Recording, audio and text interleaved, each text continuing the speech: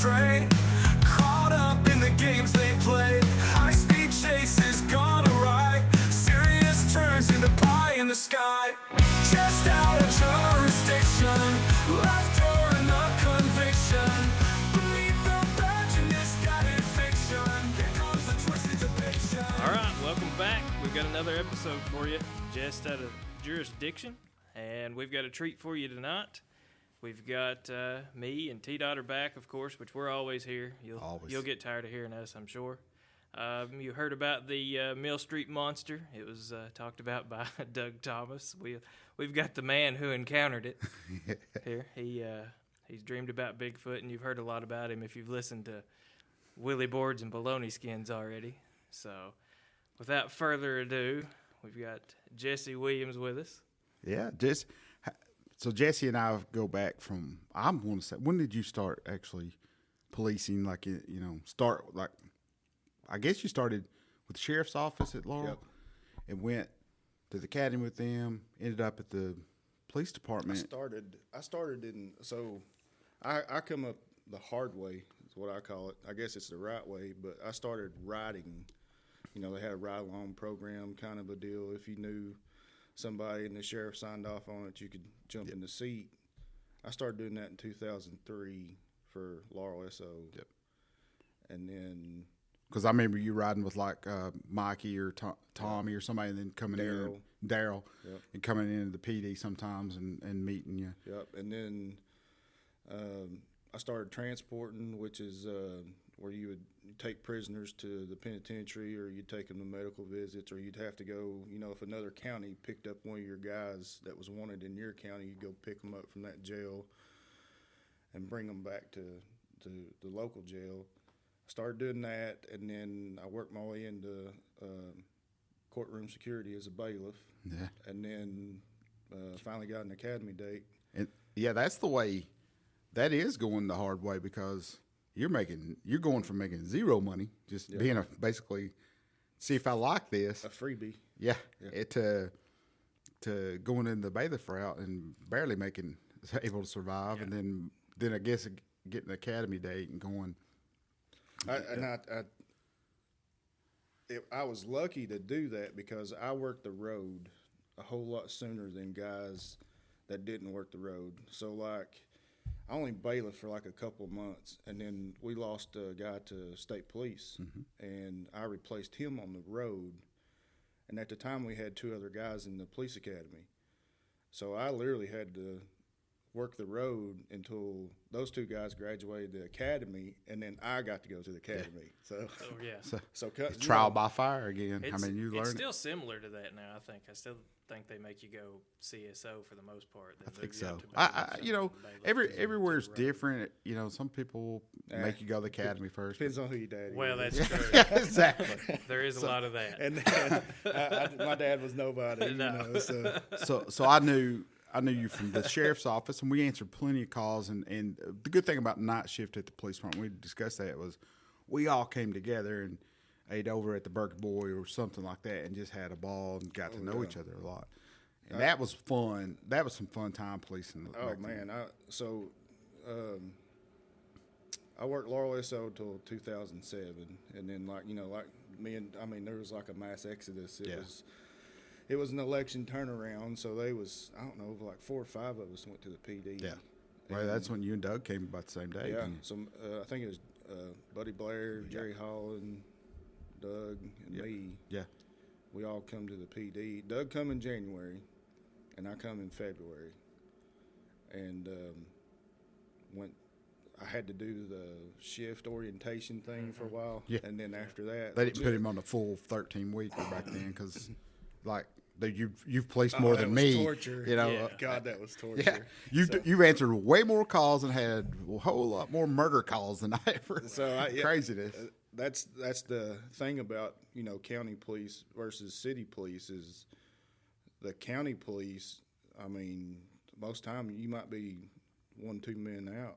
That's it, and you take care of vast majority of things. And you didn't have the luxury of having a 2 or 3 man detective office, and And that never So- made sense around here to me. Is that those guys made so much less than we did at the city? they worked but way harder. I mean, they worked their oh balls yeah, off. I remember. time. You know, you'd have a $20,000 theft, and you know there wasn't a detective to call up and say, "Hey, you want to work this because it's this amount of money." Right. No, if I called Right. a detective over something like that, Why, it would why have you went call south. Yeah, it would have.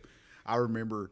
It was Patrick dispatching one night. It was one of them guys. You know, we had a good dispatch shift too that worked with us. That worked the county, worked this sheriff's office. You know, everything. They fire, all that, ambulance services. And one night, I remember Jesse. He was in pursuit up in East Bernstead, and on the county radio, they just kept on. I don't know. I'm going to blame Patrick. I don't know. He's not here to tell. He probably was the cause of it. He usually is. We'll blame him. Yeah. I remember he got on the radio and was just giving this big, long blah, blah.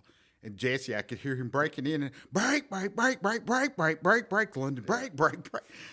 I gave it right back. And to I him. think he gets on the other side, on the city radio. I'm in pursuit down here in East Bernstein. Come on. Patrick will shut up. No, never would shut up. We'll blame Patrick. Yeah. Because it was obviously Patrick. Long-winded dispatchers. Yeah, so give that He had long just woke up. disposition. That's what it was. Yeah, he just got there. It's like, But I remember I come to in 2007, come to the PD, worked shift orientation, and then pretty much went to night shift. And I was on night shift for 13 years. ah, man. Until you went to D units. Now Now, I went to the. I went to. I ended up building some seniority up then, so I went to day shift, senior sergeant, Yeah. and then that was terrible. I was gonna say when I came on, I think I got to work with you like 1 year maybe On nights. On nights, and then you. Yeah, he was kind of the Then he's staple. like, "Screw you guys, I'm leaving." He was kind of the night shift guy you Yeah. always knew. I mean, I was night shift at the sheriff's department too. when Yeah, so- when I remember, like, I knew his detective skills, and you kind of know what you know. And me and Gary were probably super sergeants then before I. So I got shafted with all the. No, he did. If Gary or I didn't want to call out a detective, I was like, "Hey Jesse, we got to we stab him got right Jesse. here." and hey, made a good detective. That- I remember. Do you remember when you got detective? I was also made detective yeah, for a day. for a day. One day, I solved one crime, one big caper, a stolen vehicle. Walked back in there and said, "This ain't for me."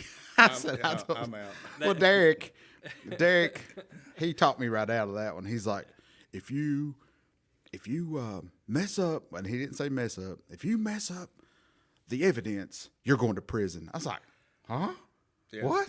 So he Here's the keys to the federal penitentiary. Yes, and that's what he I said. was told whenever they gave me the evidence lockers. So yeah, I was like, and I think you were going to be over that evidence side, but he made it a point because I would have been Yeah, partnered with him, and I was like, so I went home and I talked to Lisa. I was like, hey, I'm really considering this take this move I here. remember. I think I'm gonna go back to schools. I went right back in, told Daryl. I was like, I think I made a mistake. Well, go tell Derek. It's like, okay. Yeah. Before they started, signing all the accounts over that you can buy dope and all that stuff. I was like, oh my gosh. I was like, Derek, I made a mistake.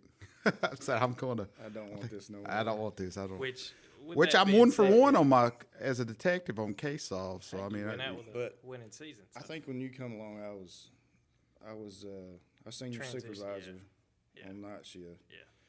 And man, we had an awesome crew. I mean, back in the day, whenever it was me, you, Doug Thomas, Travis Couch, Yeah. Eric Stallard come for there for a hot minute. for a Till hot minute. we had to kick him out. and you and Gary was our supervisors. Yeah. And me and Gary would usually. Man, we just had a ball. We had a ball That around would've each been fun other. crew, yeah. I mean, We we had- took care of business. If there was something Right. come out, you had seasoned guys. And I I'm sure- remember my biggest thing was like, Gary, it's Jesse, it's Doug, it's Travis. Why are we going to this call? Yeah. Unless they holler for needing something. And I remember, like, Gary, let's not go to that. He's like, I'm just bored. I was like, I'm leave glad- him alone. I'm glad you hit on that because I've got Dylan here too, and it kind of reiterates into my leadership style, which later on, whenever I got a fresh crew of young guys, and I was senior sergeant on night shift, they had a hard time with that. Yeah. They had a hard time with the supervisor not coming around. And Yeah, it was a different generational thing, but we'll touch on that later. Because it's hard. It's like, okay, I've got guys that's policed way more than me, even though I've been on just a little longer than Jesse. Doug's been on for 10 years longer than I ever had. Me and Travis were about the same, and whoever else, Eric, of course, he'd been, he was 2 classes ahead of me in the police academy. How do you tell these guys how to, just because I've got sergeant all of a sudden, because I've been there just a little longer, how do you tell them, I know more than you? Which was, I didn't. Yeah, you don't. I'm there solely to make sure they had the tools that they need to do the job, and then back people off. Right, exactly. That's It's it. like, just Right, as I kill call, nobody. call Right me if you paperwork. need to hide a body or we need to fix something. I mean, Do other you than need- that, do I need to you know start a what use to of do. force because I? Yeah. We played a prank on Gary one night over that one too. That was great. But going back a little bit, talking about FTO and seasoned officers. Whenever me and Doug Thomas come to the PD, it was torture. I mean, Oh yeah. we had our grading scales for the FTO program at the PD wasn't set up, I guess, for seasoned officers because No, it's like, how's his verbal communication and how's his officer He swears safety the best. skills? Yeah. How's his officer safety skills? And Yeah. Lacking. and then I got gigged for Complacent. not using my spotlight one night. Oh, my you gosh. know, and I'm sitting here thinking like, What do you man, do? how long does this last? And you're not supposed to take vacation during that period, but I ended up swindling the major in the. Yeah. I need some time off from that Listen. idiot. I'm gonna kill somebody. Yeah. There's an FTO. It's so hard. That, It is. And I've changed agencies a couple times since I've retired. I've been to Mount Vernon. I went to Danville for a little bit. Not one time did I have to sit in a car with any of them. They're like, dude, you retired. You're a 20-year No. guy. And ours was 15 weeks. But So it's- we survived the FTO program, and then Finally. we got out on our own, and we had like a supervisor like Gary and T-Dot, it was just a blast. that's man. the It was- best type of supervisor. Somebody who lets you do your Trust job you. and trusts you Yeah. and lets you. You're not, It's not not. micromanaging you over you. we so. would, we took care of business, and we had fun, and we knew when to cut up, we knew when to be serious, and I'm looking back, that was some of the funnest policing. I was thinking about that in my today life. when I knew, when I was thinking about what I was going to talk to you about today. I was sitting over it in the parking lot, and I was like, me and Jesse, our career are pretty lined up.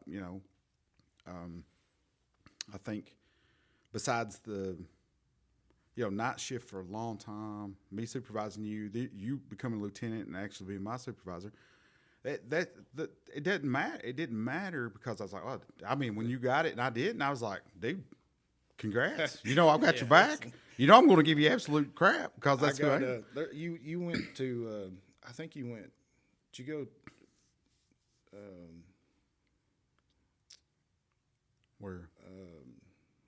I went to Mount Vernon you went to Mount Vernon. for just a hot second as assistant chief and then up there. that's whenever They promoted you. I got promoted. Sergeant. Well, let me tell you how that went. So we all test, and I know they'll love for me to tell. I was the only one to pass the test.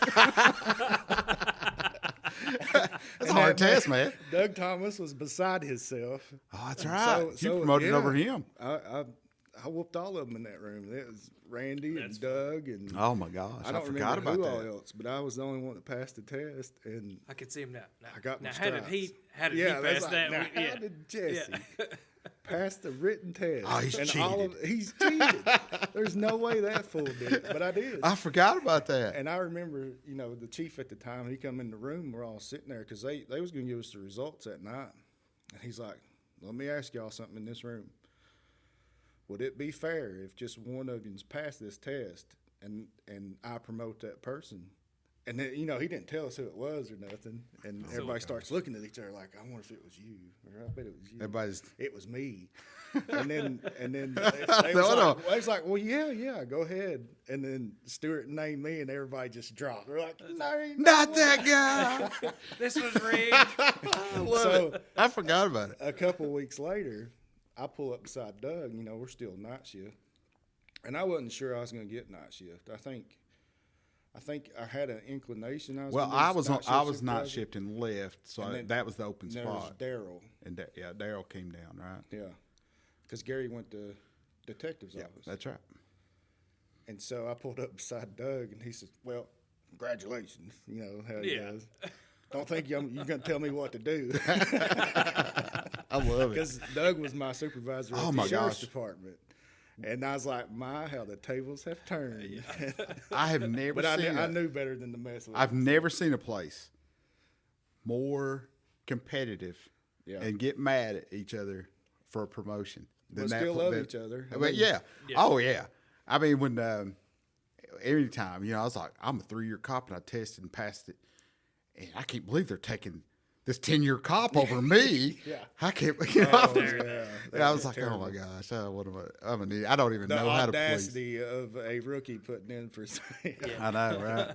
It's so funny. But I got promoted and ended up going to night shift, and it was still fun, but there was a whole lot more. It wasn't as fun.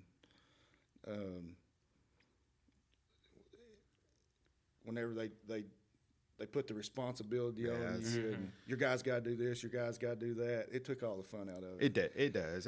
You know, you try, and it's not that. It's just like I've got to grow up here and be I got Responsibility. I got responsibilities This now. is It's terrible. Like, I got bills to pay.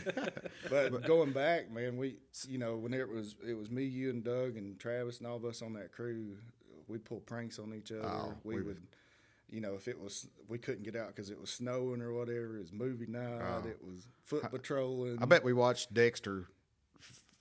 Yeah.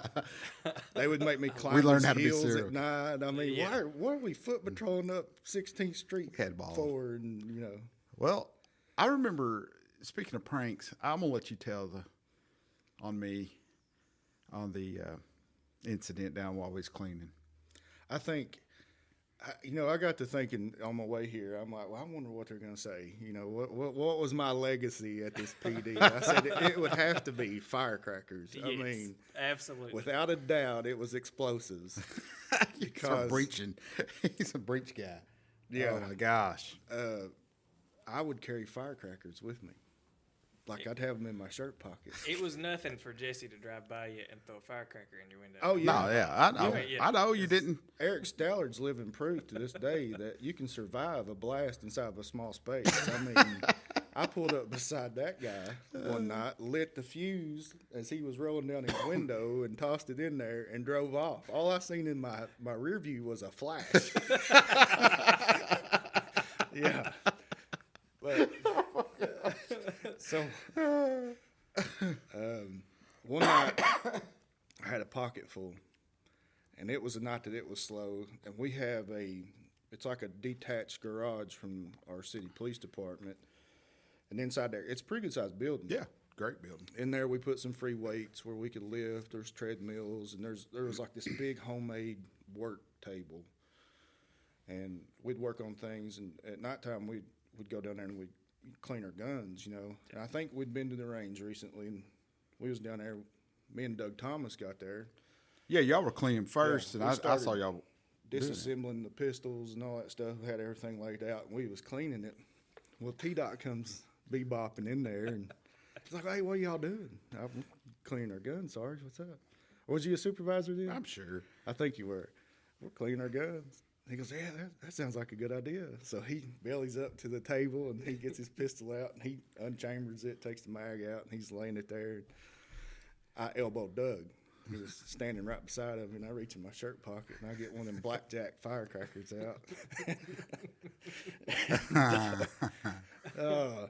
Doug you could just see the joy come over Joey.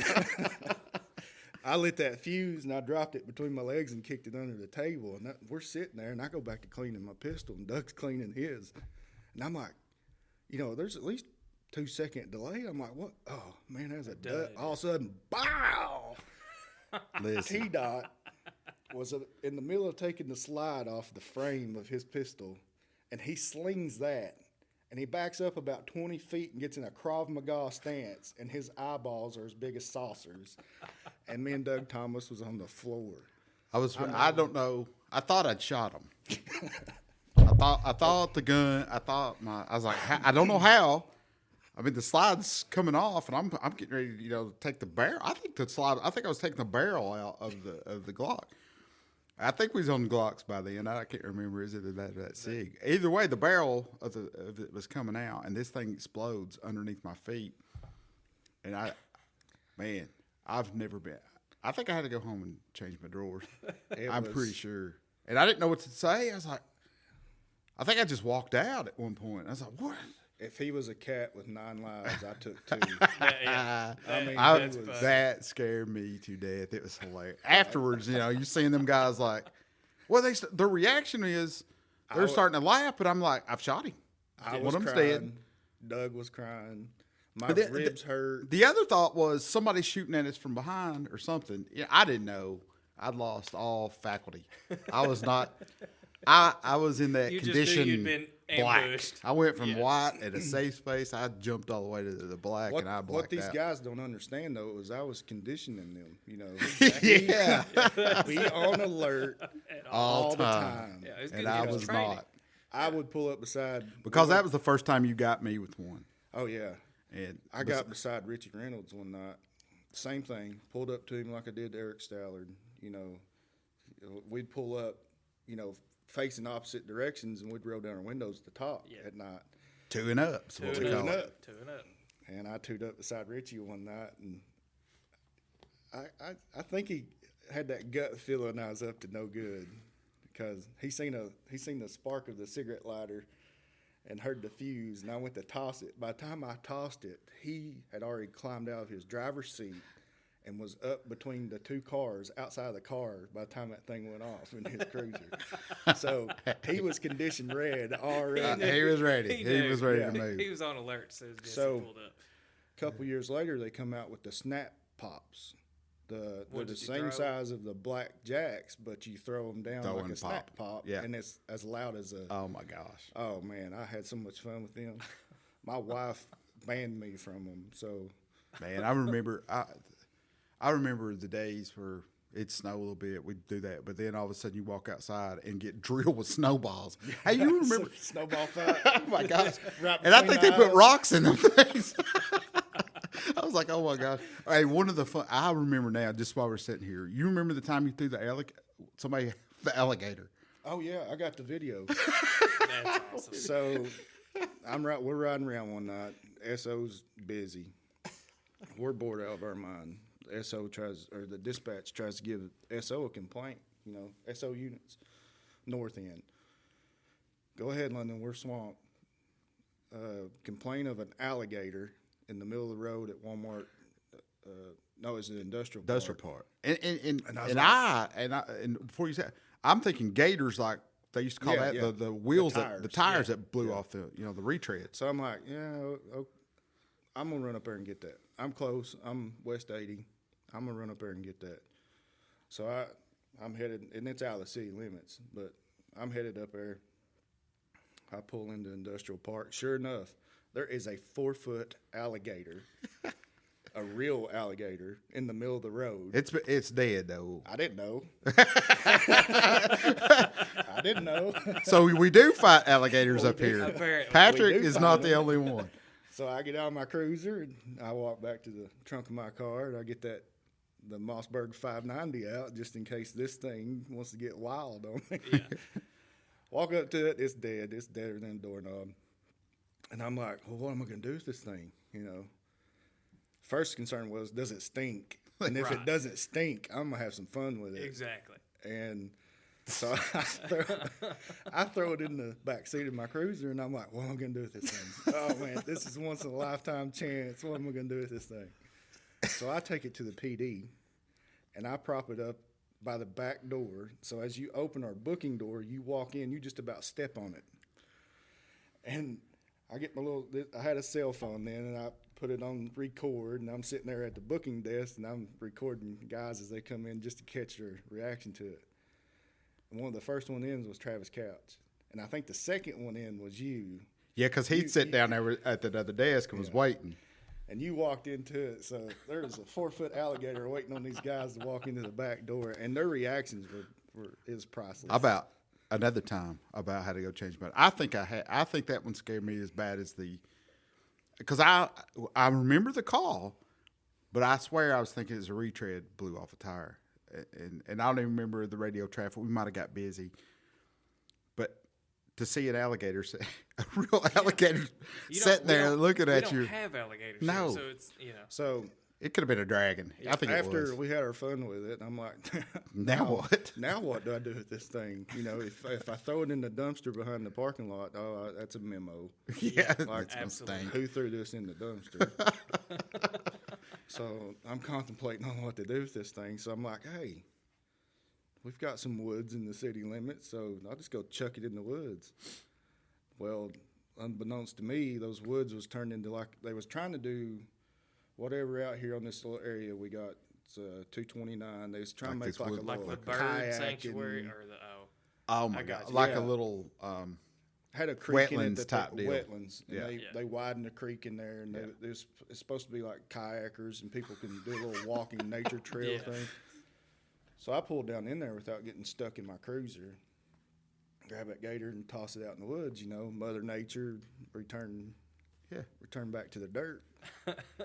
Well, I think some hikers happened upon it. happened upon it again, and Fish and Wildlife come out there.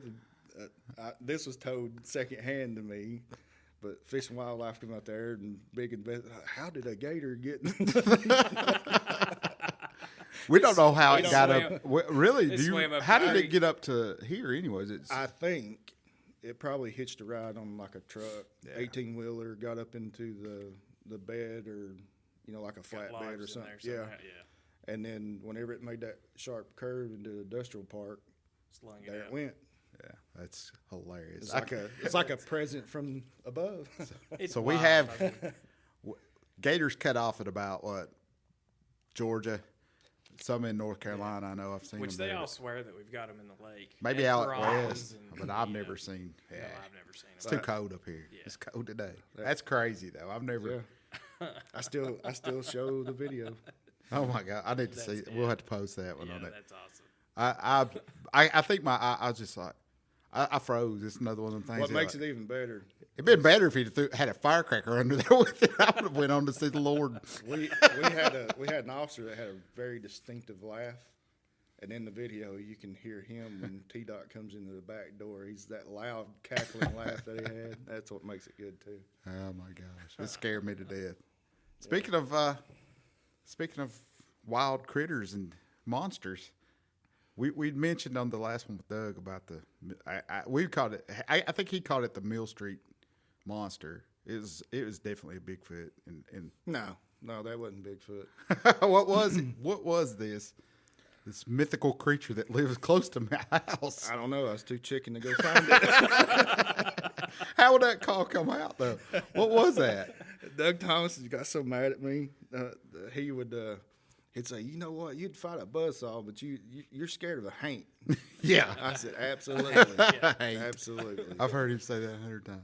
But we get a call one night. The female calls dispatch, and dispatch relays it to us about female driver turning down Dixie Street, sees not sure what it is other than it's white with a black dress on and long black stringy hair over its face. It's a female Bigfoot. And it's standing in the creek. Right there, as you go down over the hill into a curve, we have like a little creek that runs through. It's not, I wouldn't even call it a creek. It's more like a drainage ditch. Yeah, Whenever kinda. it floods out, sure, you can call it a It creek. gets going. then. It gets going. Then I got a story about that too. Yeah. But it's supposed to be standing there. But what made it worse was, I think he was assistant chief of the rescue squad or something like that at the time. He's in the area, and he comes by and shines a spotlight on it, and it takes off running back up the creek. And he's advising dispatch of this traffic while it's going on, and I'm en route to it. So whenever I heard that, I was like, I'm signaling. Yeah. I'm not going to that. Yeah, I'm not So going you never laid eyes on it. No, but Doug, me and Doug was working, and Doug's like he's headed to me, and I knew he was coming to me because if in the city, you were talking about backup the other night, you know, Yeah, we was if only you've got 2 something, minutes away from each there's- other. Yeah, 2 minutes away from each other. And a call like that. Everybody's coming. Yeah, everybody's coming to it. So I knew they Most was everybody. Others. So I stayed just in the outskirts of that area till we call him Bubba.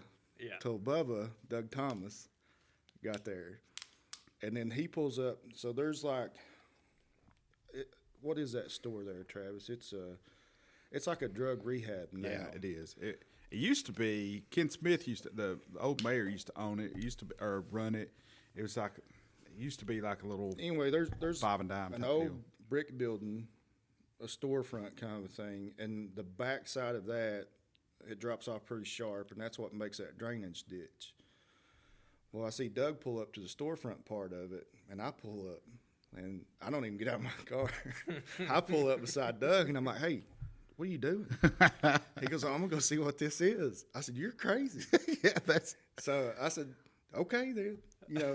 More power to you there, Bubba." yeah. And so I back out and I go the road. I stay on the road in my cruiser. So if You I like do heading- see it, Like, was it heading back up or like heading down towards the new park? it was headed towards up the creek, like towards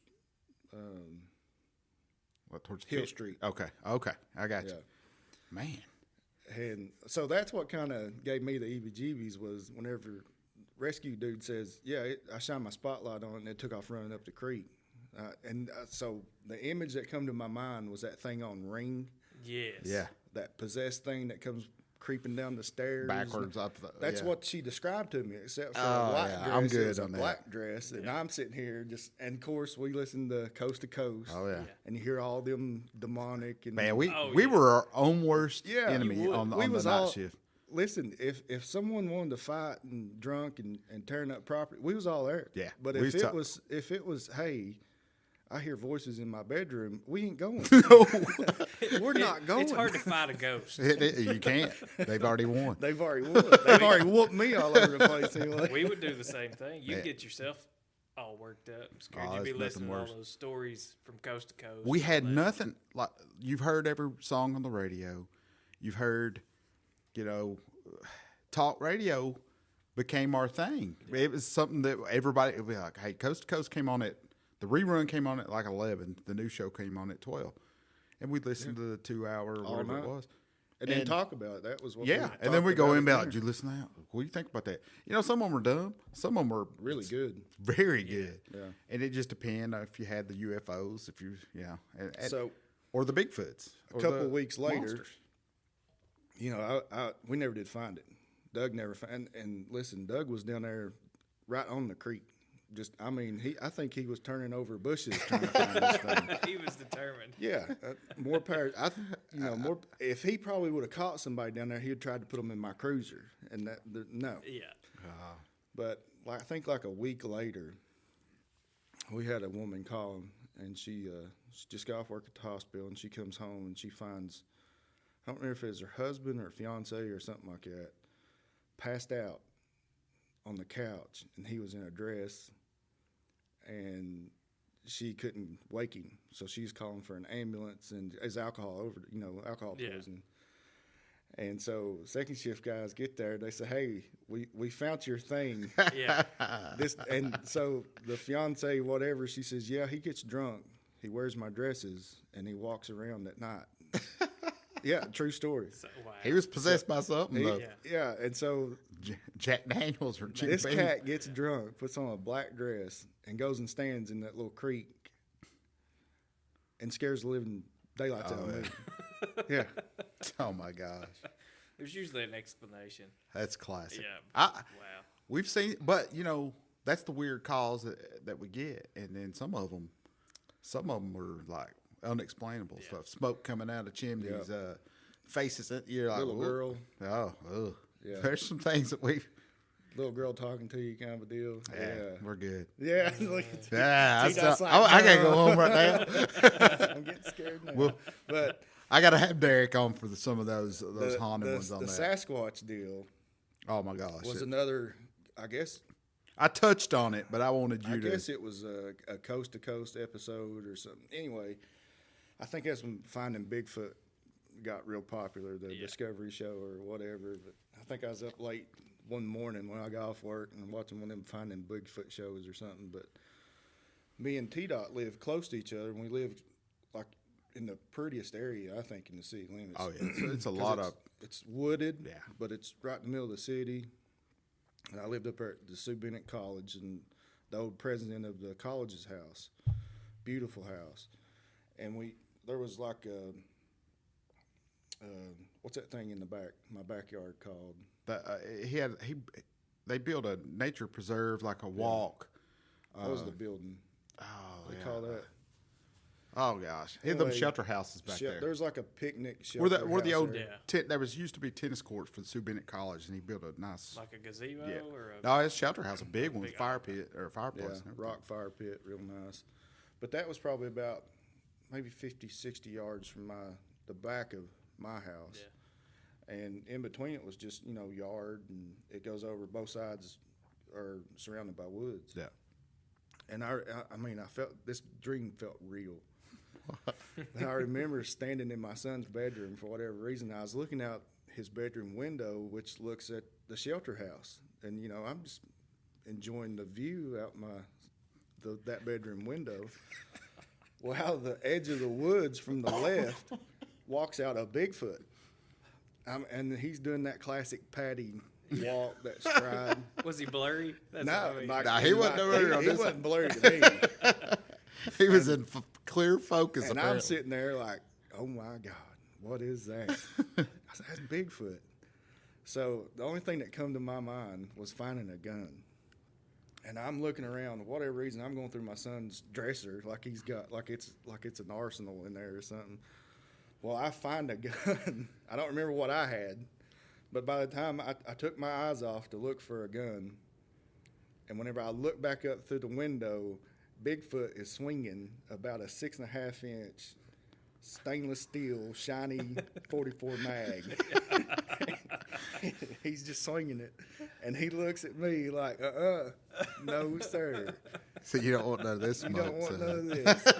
And so I laid the gun back down on the dresser, and I watched him go into the other side of the woods, and he was gone, and I woke up like a nervous wreck. So I guess we'd work shift that. He said, "You ain't gonna believe his dream," and he told me that. And man, to this day, it's one of the greatest dreams. I love to interpret that. Yes.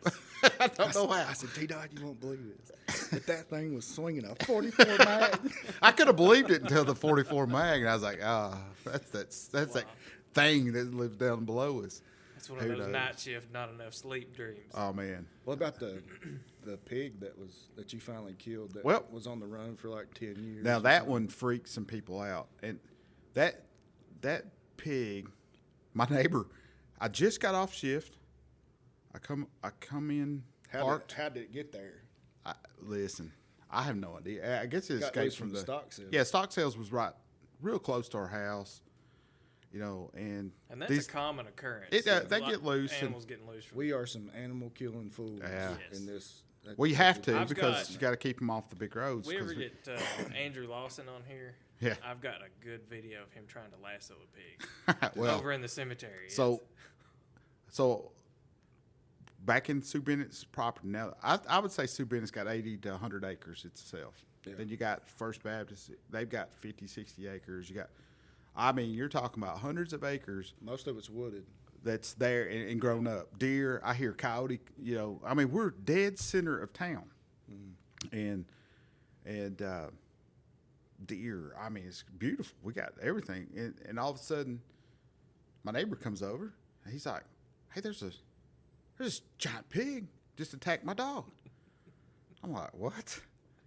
And then I was like, oh, yeah, they get loose. Well, this one been loose for a while, and she'd kind of gone feral. She was she was a sow, big. I didn't believe him at first, and I looked over like and not there. a potbelly pig, but one of No, this is like farm pig. It's probably domesticated, but it been got in the escaped. woods so long. and we that chased this. I remember seeing piglets back in the day. Yeah.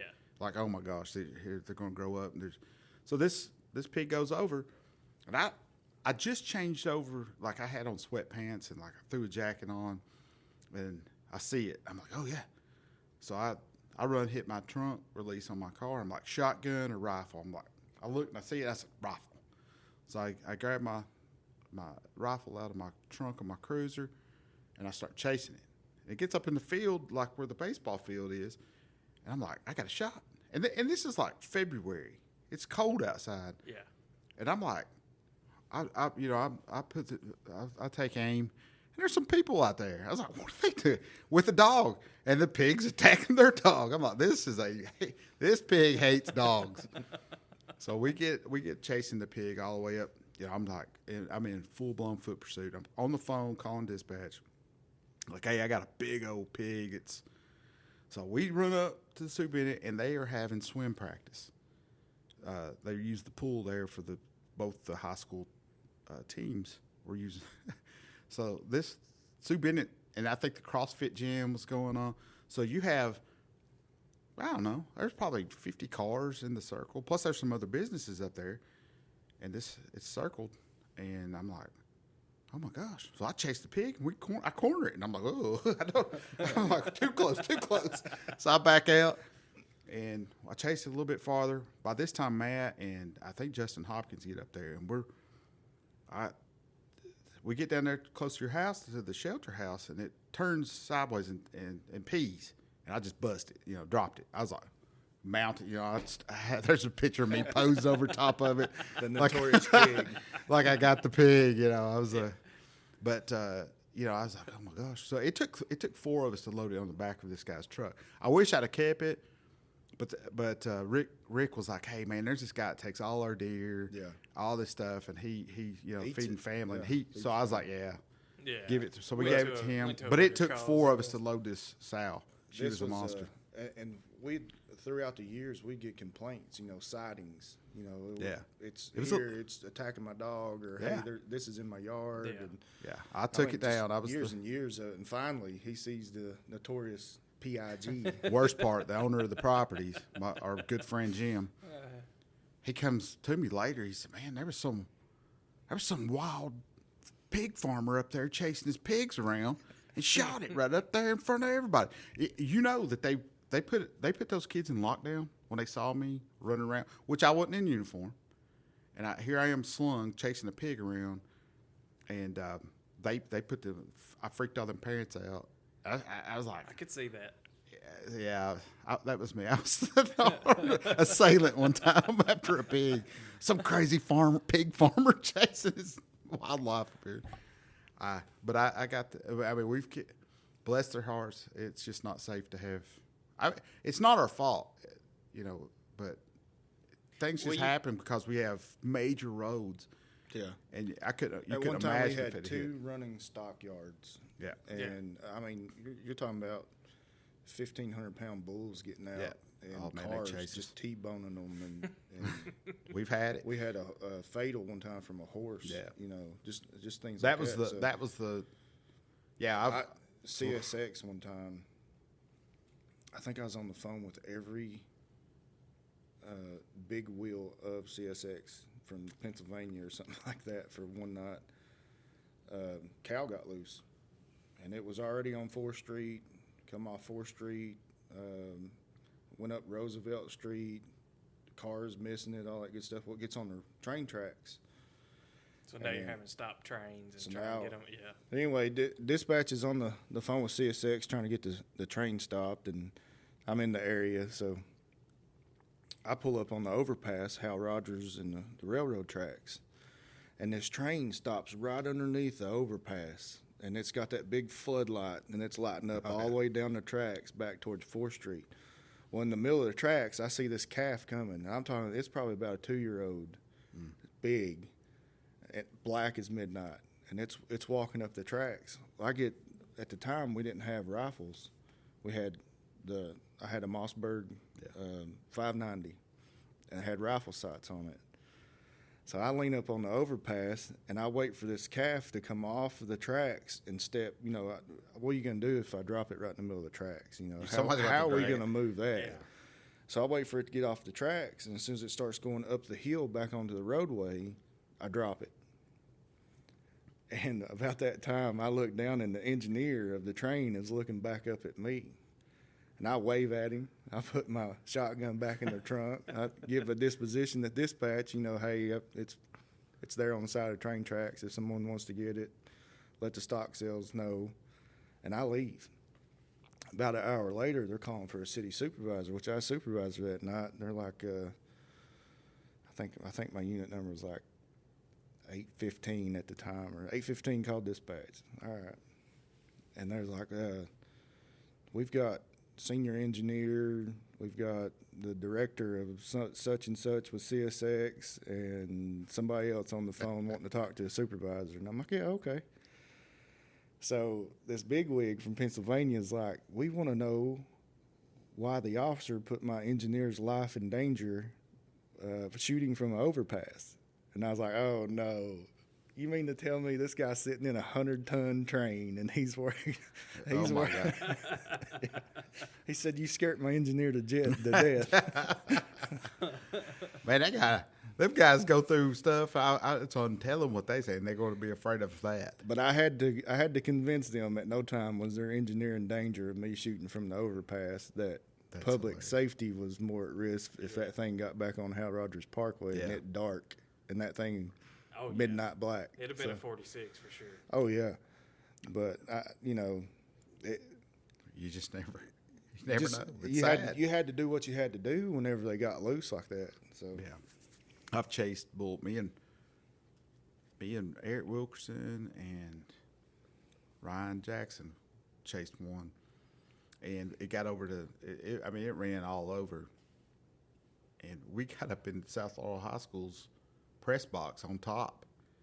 It was ready to, from a high elevated position, Go to work, yeah. going to work up there. But luckily, yeah, I think somebody on the ground was able to take it out. But it's scary. It's a traffic hazard, and it's not our fault. We don't want to do that. It's just part of the job sometimes.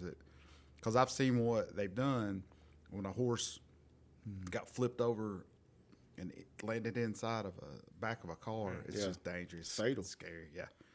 So it's really really scary stuff. What else you got for us?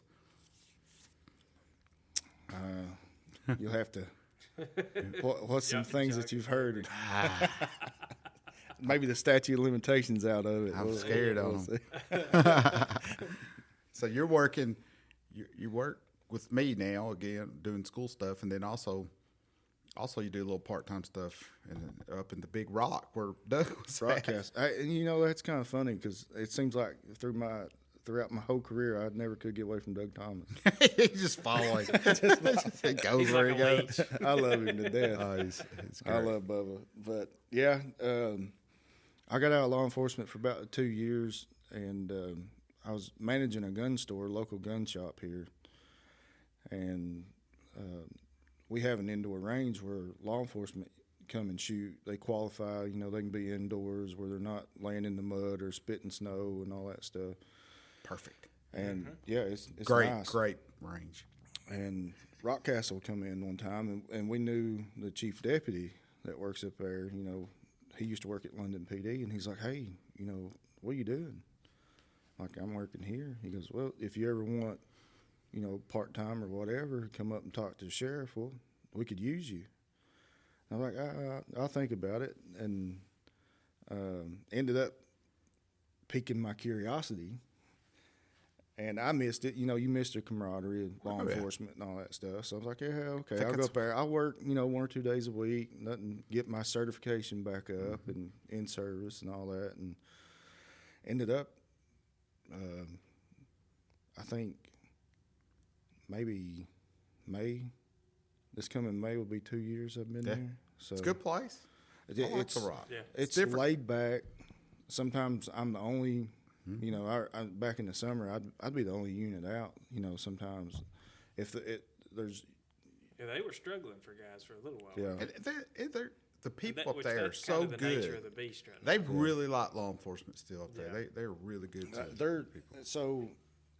I say it's 20 years behind, and it's not really 20 years behind. It's just their tax base is not what London is, so it's different for like me and T-Dot to go up there and work because we come from an agency that had like a $3 million operating budget, and I go to an agency that has like a $500,000 operating budget. So things are a little different. You learn to do without some spoiled stuff. in London. I mean, Yeah, I remember going to we in-service never lacked for Nothing. equipment, Anything. vehicle. Going to in-service or going to the academy with some of those other agencies, they're like. But you go to nice. another agency that doesn't have that tax base to afford the luxuries, and it's an eye opener. Like it would be like us going up to Boone County or something. yeah, like that. it's a. But the people Danville are so good. Danville shocked me how much more their tax Budget, base, yeah. their budget was so much higher than London's. Yeah. I was like, wow, I thought I came from a rich department. You got that.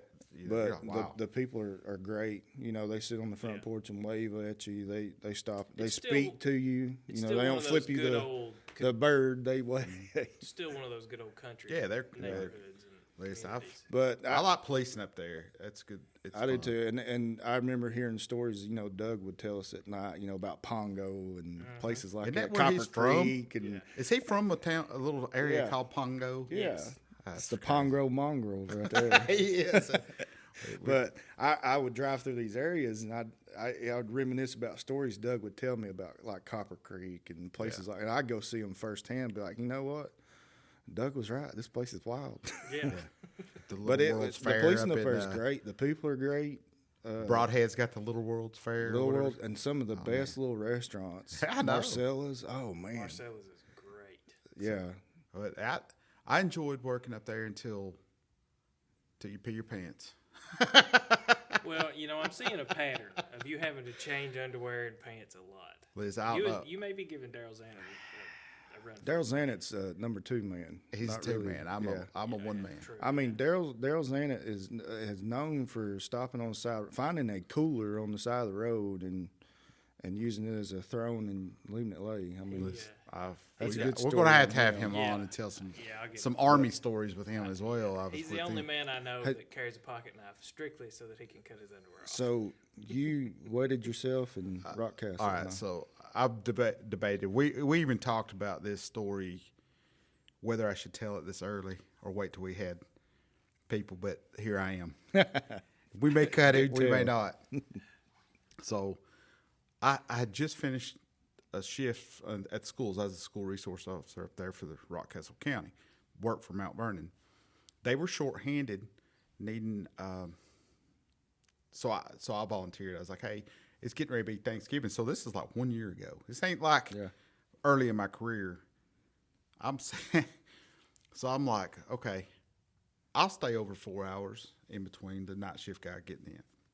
So I go. It was a juvenile call. I was like, oh, how convenient. Yep. The school police dealing with juveniles. So they're like, oh, honey, it's so cold. It was a cold day. It's like right before Thanksgiving or right after Thanksgiving. And so this little girl had run off, mad at her mommy. Typical stuff. She ran out barefooted or sock-footed and was cold. And she ran about a mile away. And social service, I called for social services. Come up there. It's mommy she didn't want to talk to mom. All the whole thing. Well, it takes. Well, when I left the school to that call, I was like, I need to run to the bathroom. I had to go pee, but I was like, I better go get this. Everybody's kind of looking. As this progresses, from a simple should take about 15 minutes to about a 2-hour call. I'm floating, man. I've been My there. eyeballs are floating. We've We been all there. have, yeah. So I take off. As soon as I clear the call, I'm like, I gotta go. Yeah. I don't say bye to nobody. I'm dead hammered going down towards the PD from. We was on Richmond Street and heading Did you have back. cold chills yet? Listen, I was in bad spot. Oh, yeah. So if you know the PD, and I told the chief and assistant chief, so they know why the police department was so clean the next day. I keep making out my car, man. I start peeing on myself, and I'm trying to get in the back door. I can't remember the code at this point, and I'm still going. I'm peeing all. I mean, I had to throw my boots away. I've ruined them, socks, everything. I go in there. Was there a point where you was maybe just turning that door handle and you're like, I'm just gonna let it go? Yeah, just At this point, you give up. I didn't this know. point, I was it's- in a pure panic. Flow, I had baby, reached, flow. I had to reach down like I was trying to cap stuff off, man. I'm like, this is not good. I peed all over the walls in that bathroom, in that shower that they got in there. I was like, That's awesome. So I mopped for like 30 minutes. So then I'm trying to dry myself. And then, I smelled like a dang nursing home afterwards. I was like, oh my God. I called my wife. I'm like, where you at? Well, I'm not home. What'd you do? I peed all over myself again. Now, Travis, I we won't tell talked about this. But I was like, oh my gosh, what is wrong with me? I'm like, We'd worked on this. I'm retired. Yeah, I thought I've got you trained finally. That's another story of our other days. But I had, that was the worst, like embarrassing. Luckily, I had on black pants, and I was just like, but I smelled like a nursing home. And it's the rest of the cold. night. Yeah, I was like, you're trying to, I cleaned up great. Everything was squared away, and I told Brian, I was like, Dear Chief. yeah, that's right there. I was like, if you notice the bathroom's extra clean, it's there's a reason. Sorry about that smell. What's this pea-stained memo on my door? So when you gotta go, you gotta Man, go. we've all been there. How many times the belt keepers start at the Yes. door? Oh, yeah. Yeah. And it's always that you got to terrible. pee or something. You got to use the bathroom. That call comes out, and you're like, this won't take 10 minutes. But I'll run. but I'm Imagine- retired at this point. Imagine I this. So I didn't have to even be there. I'm peeing myself. now I work in a building where there's like 600 something kids in there and 40, 50 teachers, adults, all that stuff. There's not a private bathroom nowhere. no. Nowhere. And it takes a good 15 minutes to put our garb back together. And so you try going in a public school, it's terrible. As soon as you get it off, you hear, Oh yeah. and then I was like, oh my God, I'm going to be at least another 10 minutes getting Occupied. this uniform back on. Yeah. Yeah. Not only that, it's trying to find somewhere to hang everything up, throw it on the floor, or So you know. I'll tell you another funny story about bathrooms.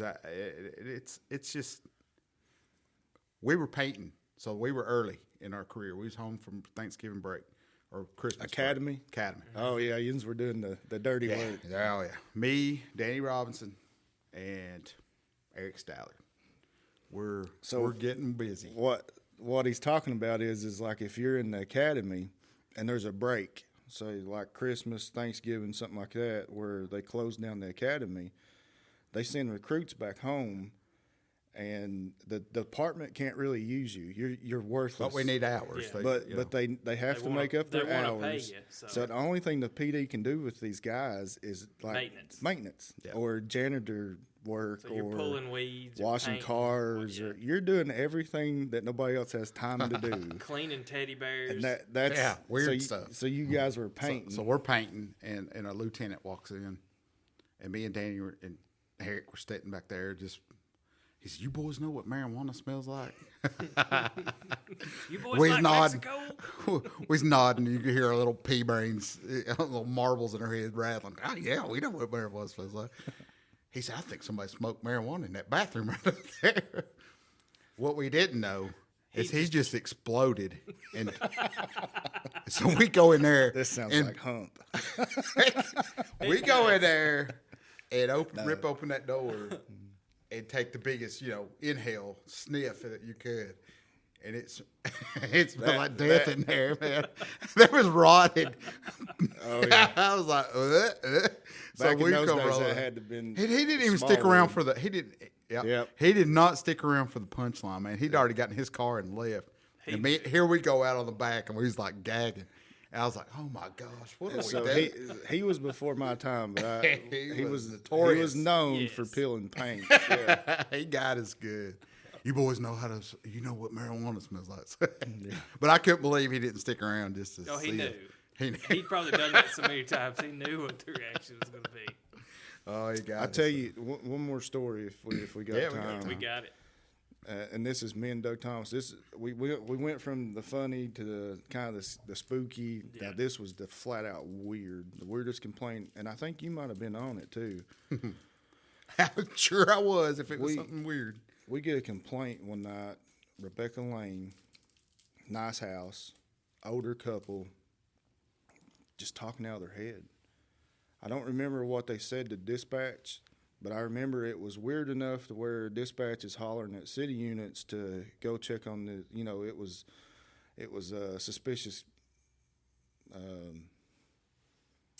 not really a suspicious person complaint, but Kind of like a welfare check. welfare check. Yeah. Exactly. And me and Doug get there, and we start talking to this female.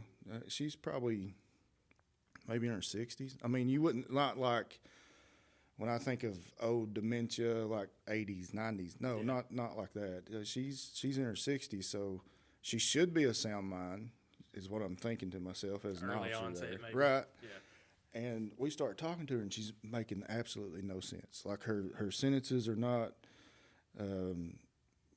just not coherent. I mean, orange fudgesicle in the refrigerator. You're like, what?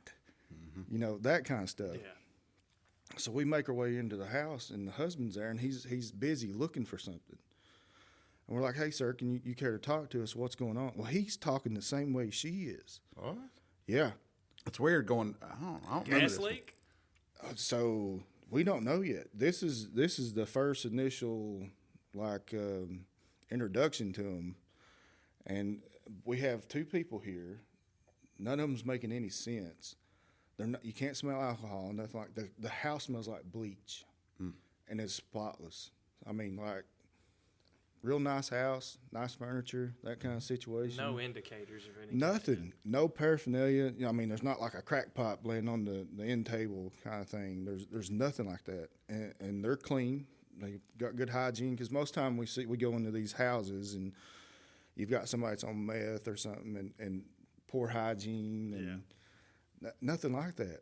But they're not making no sense whatsoever. And they can't help us. They can't tell, like, do you have any family that lives next door to you, or do you have any family in London that we can call?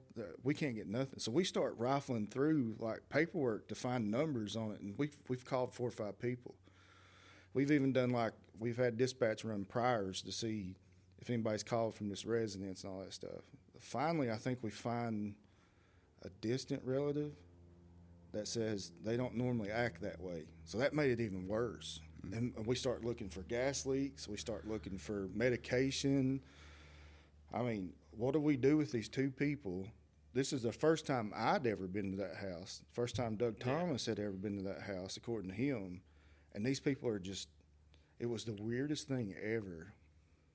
So the only thing that we could do was call for an ambulance. Ambulance gets there, blood pressure's fine, heart rate's fine. Sugar's fine. Don't have no clue. But you got both of them are acting. Yeah. That's weird. Out of this world weird. Okay. Like, they tried talking to each other, and me and Doug can't understand them. And it was just the weirdest complaint, one of the weirdest complaints I think I'd ever been on. They ended up getting transported to the hospital, and by this time it was early morning hours, so first shift was fixing to come on. I mean, I think we dealt with them for a couple of hours, and they never got no better. No resolution. No. They never got worse.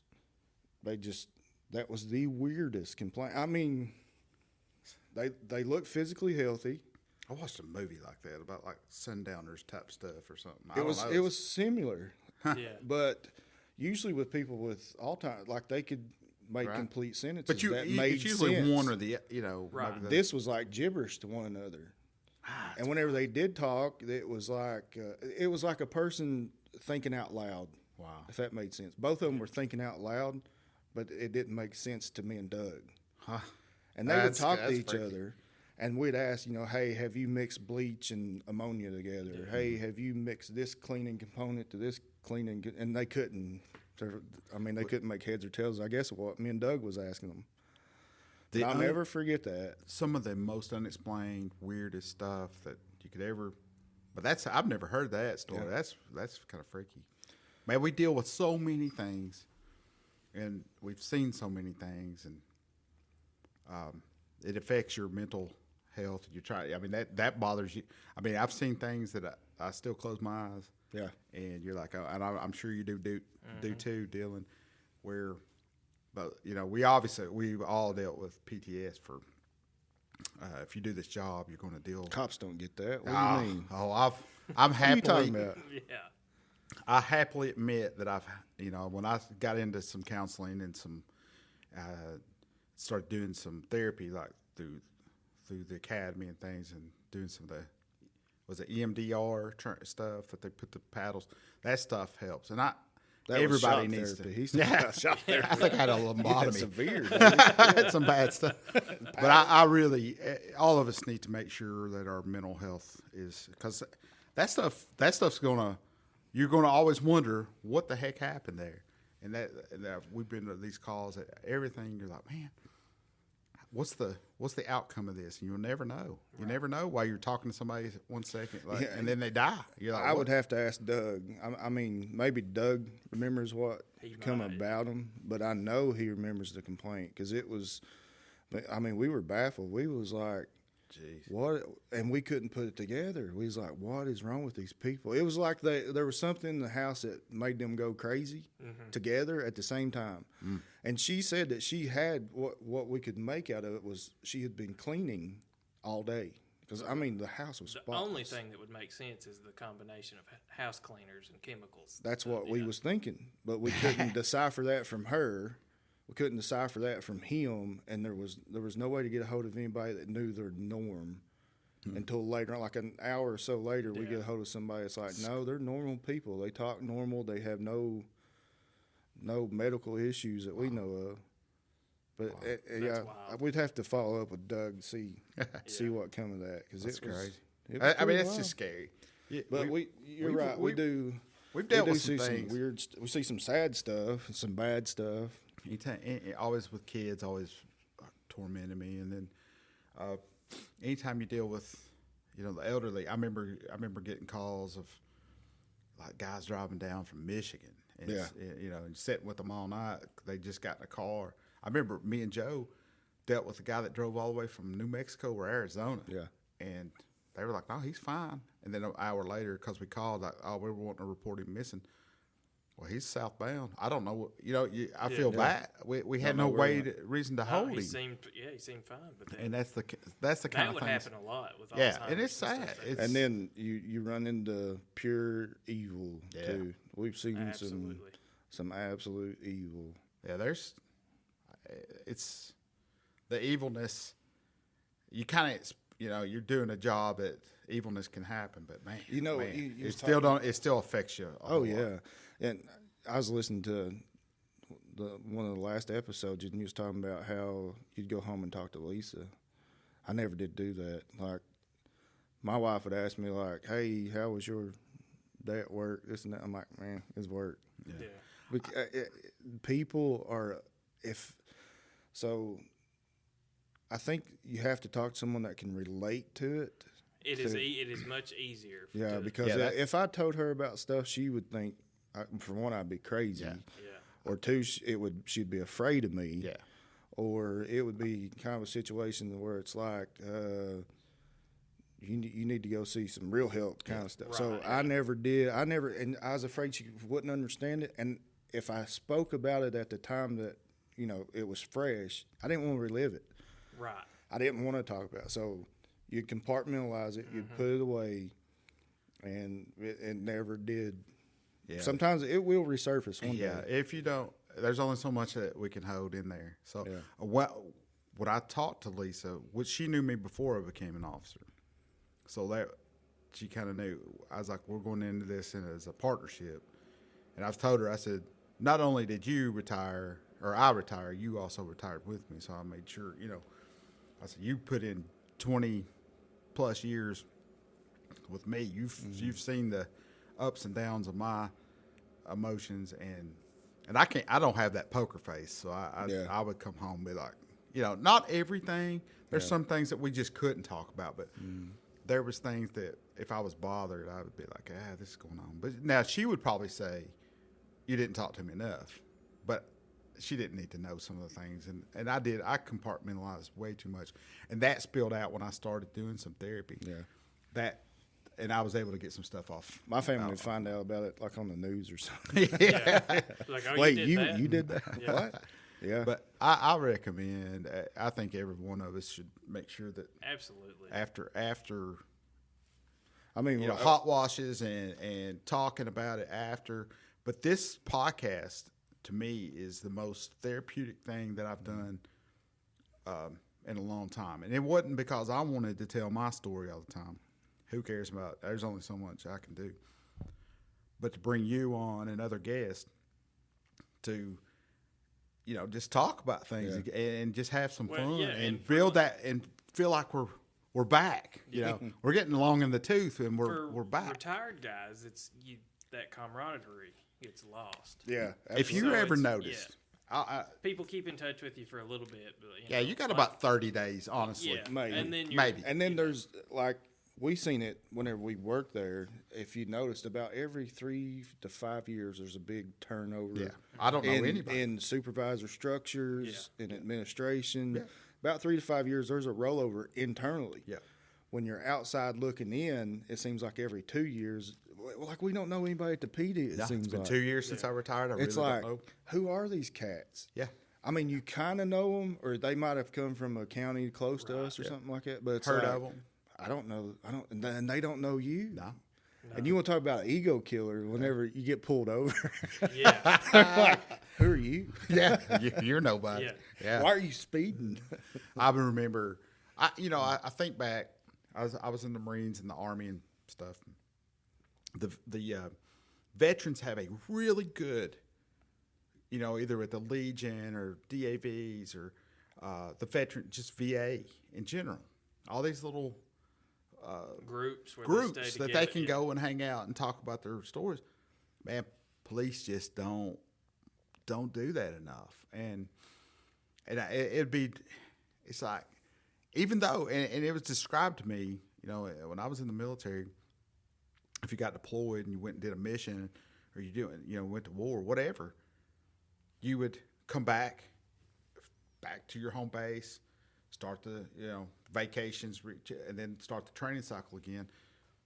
Every time we put on our vest, our gun belt, we were deployed that day. Oh, yeah. So we had 20 plus years of deployment, even though it was right here at our home, but we were putting on that and wearing that and taking on that stress and that mindset. You can't take away from warriors, but no, not at all. You got to look. Most soldiers do 4-6 year stint. Mm-hmm. You got police officers that they might not see firefights all the time, but they see guts, gore, trauma, like emotional trauma. Yeah. Nothing like seeing a dead child. You'll never forget that. And soldiers will experience, that was not to take away. I'm just saying they have really good groups that they can come back when they get out. Police don't have nothing. They take care of their people afterwards. Police go through not the combat trauma that soldiers come through, but just the day-to-day hypervigilance and the things, that kind of emotional trauma, that psychological trauma that puts on you. Yeah. And there's nothing out there for that. No. As a matter of fact, it's a stigma for a cop, because the first thing that they worry about, they're going to take my gun. Yeah, that's the first. Turn your badge and your gun in. Me saying this, and I still wear a badge and gun.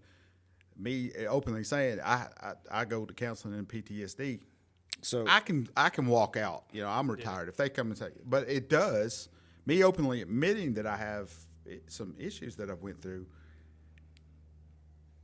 It's tough for me, but I think every cop needs to deal with it. Absolutely, and we was trained.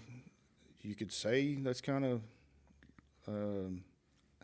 Me and T-Dot, we was trained. That comes from the leadership down kind of a deal, to where now we're starting to see DLCJT offering these stress and wellness classes, and it's starting to get recognized that, hey, our cops need some help here too with mental struggles. I would and like stuff. to get Barry on here at some point in time and let him talk about that program that because he's got some great stories too. We'll have to have. Yeah. So it's starting to get momentum, like the veterans get, and with their PTSD and their struggles, and it's starting to get some momentum in the law enforcement. And not just law enforcement, fire. Yeah, it's first just responders. any kind of first responders. There's some ambulance and dispatchers that have just not. That's went Yeah, through because some you trauma. got to think, if there's guts and gore, there's ambulance and fire right there with you.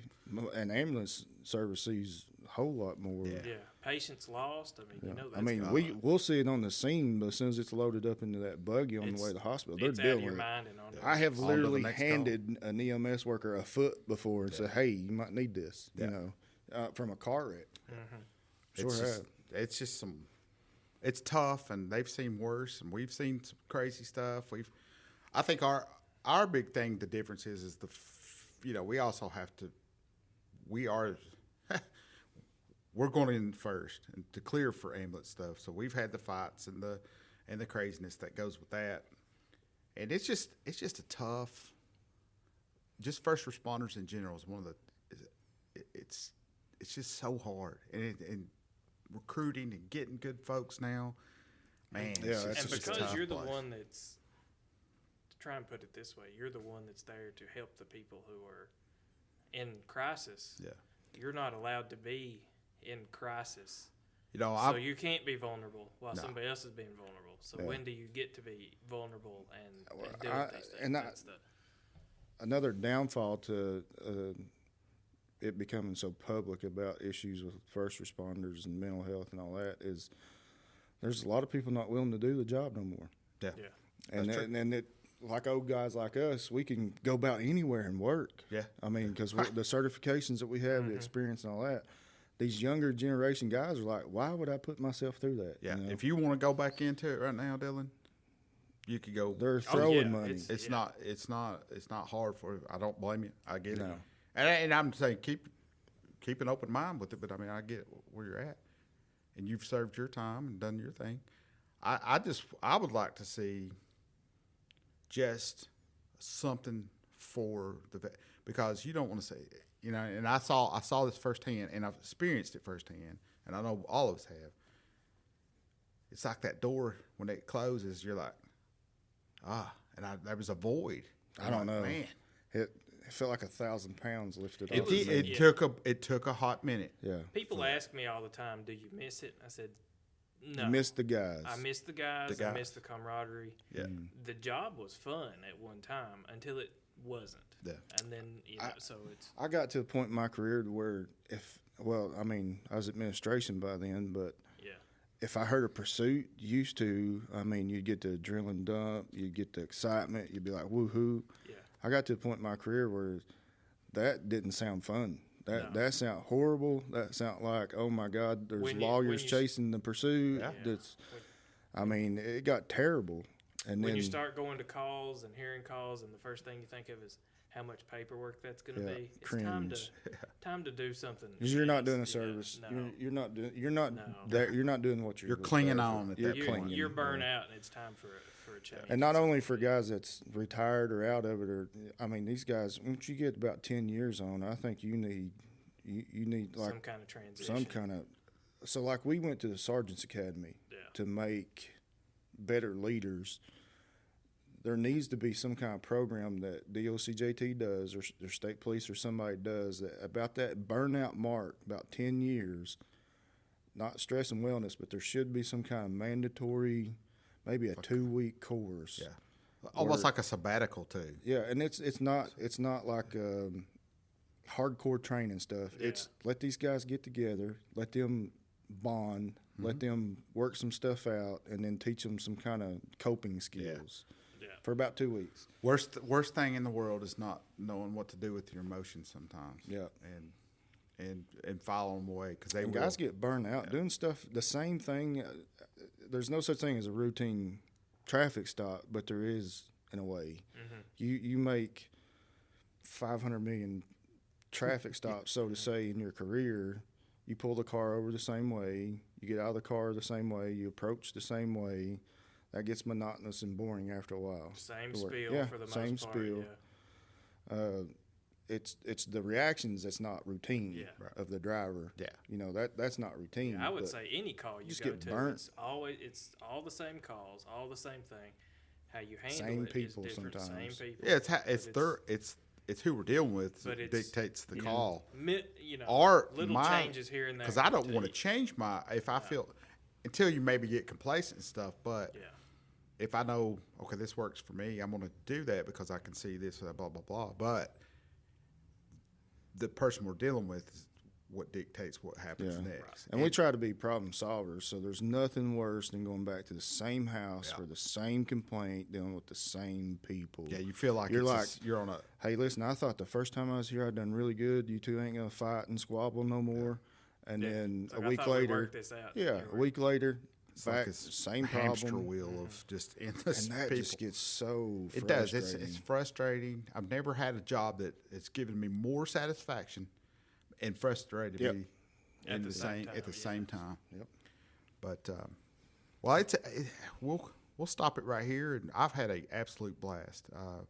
We want you to come back as many times and often as you want. I know you got a lot more stories to tell, but so we'll get after it. You'll have to get me and Doug on here squabbling. I back think and I forth. think we do. We need to get Doug talking about some UK basketball games near fights at the PDs. See if we can get him to start going. So Hey, you Jesse- know what he says. Give a Jesse's mouse call a sign. cookie. Yeah. Everybody had call signs. Jesse's, he was Hesco. Hesco. Or he was the Hesco.